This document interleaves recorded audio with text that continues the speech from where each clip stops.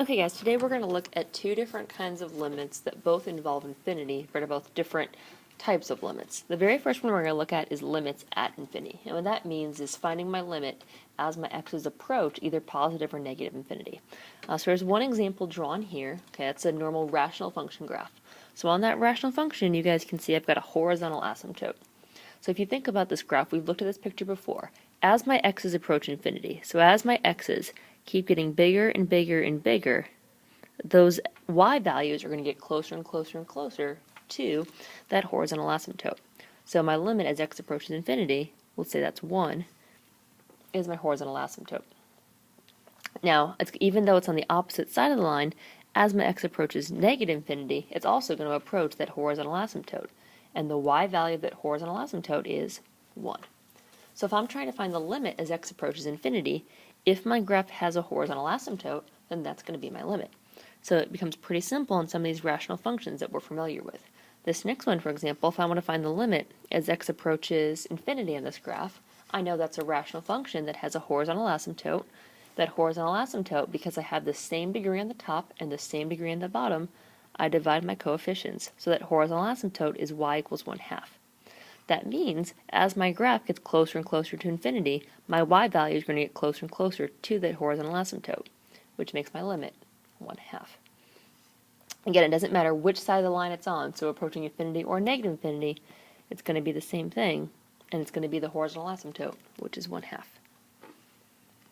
Okay, so we're going to look at two more.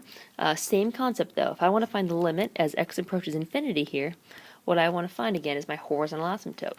So I look at the degree of the top, and remember the highest degree of the bottom is 2, which means the degree of the bottom is even. Okay, they're both 2. So I divide my coefficients to get my horizontal asymptote, which is a negative 5/2. Then finally the last one, again, same idea. I need to try to find what that horizontal asymptote is. I follow those rules.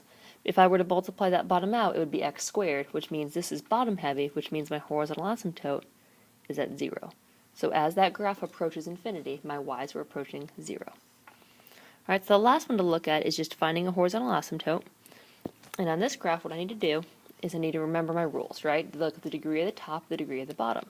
Well, the degree of the bottom is the square root of x squared, which is just x. So these have the same degree. So I'm still going to divide my coefficients. The thing you have to be careful about here, the leading coefficient of the top is 7, but at the bottom, it's plus or minus 1, which means that my horizontal asymptote here isn't just y equals 7, it's y equals plus or minus 7. Alright, so these limits on their own can be pretty simple. They're going to get a little bit tougher, though, when we incorporate them with infinite limits. Okay, so infinite limits are going to be what happens when my graph actually is approaching infinity. Okay, so we're not looking as my graph goes to infinity, we're looking at vertical asymptotes now. Okay, so what's drawn on here is the graph 1 over x minus 2. So that's a rational function with a vertical asymptote is 2. So you guys know what a vertical asymptote, that means that my graph is going to go way up towards positive infinity or way down to negative infinity. So what this means here for me is I'm just going to look at this graph and try to figure out what that limit is. Well, I know the limit as x approaches 2 does not exist because it's unbounded. But if we want, we can be more specific and kind of describe that behavior and what's happening. So this first one I'm going to look at is the limit as x approaches 2. And remember, that means from the right side. So if I look at 2 on my graph, I have an asymptote. So I look at the right side, and I find that part of my graph. So as those x's are getting closer and closer and closer to 2, those y's are getting bigger and bigger and bigger, which means they are going up towards positive infinity. But then the next one, if I look at 2 from the left, okay, I'm going to look at the left side of 2, that graph is getting smaller and smaller and smaller infinitely. So it still doesn't exist, but we can describe it a little bit more specifically and say it's going towards negative infinity. So by saying negative infinity, you're still saying that limit doesn't exist, but we're just being a little more specific and saying which way it's going, because it is still unbounded. Alright, so the next ones we're going to look at, we don't have the picture. Now we know what this picture is kind of going to look like, right? That's your rational parent function. But we don't have to know what the graph looks like. What we do need to know is that this number that I'm looking at is an asymptote. Okay, if I were to plug in 0 to that equation, I would get a number over 0, which again, we know means my limit doesn't exist, but specifically, that's because I have a vertical asymptote there. So since I know I have a vertical asymptote, at an asymptote, my graph goes towards positive or negative infinity. I just need to figure out which of those two. So with these kind of questions, if you recognize that's a vertical asymptote, you got a 50-50 chance. So to figure out what it's going to do, I'm just going to plug in a number that's close. So I'm going to plug in a number like 0.1. That is just to the right of 0. So if I plugged in 0.1 for x, I have 1 divided by 0.1. Remember, I don't need to know what that value actually is. I just need to know, is it positive or negative? And a positive divided by a positive always gives me a positive. So that limit is going to be infinity. Now if I pick a number to the left of 0, like a negative 0.1, so I'm going to replace x with a negative 0.1. 1 divided by negative 0.1, again, the value itself doesn't matter. What matters is the sign, and that's going to be a negative infinity. Alright, so we're just going to look at two more like this.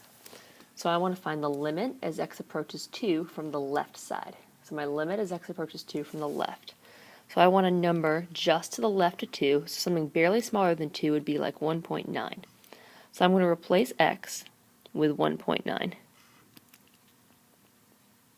So when I do that, at the top of this fraction I still have a negative 3, and then this is divided by 1.9 minus 2. And since 1.9 is smaller than 2, that's going to be a negative number. And I know a negative divided by negative is a positive, which means this limit is going towards infinity at that asymptote.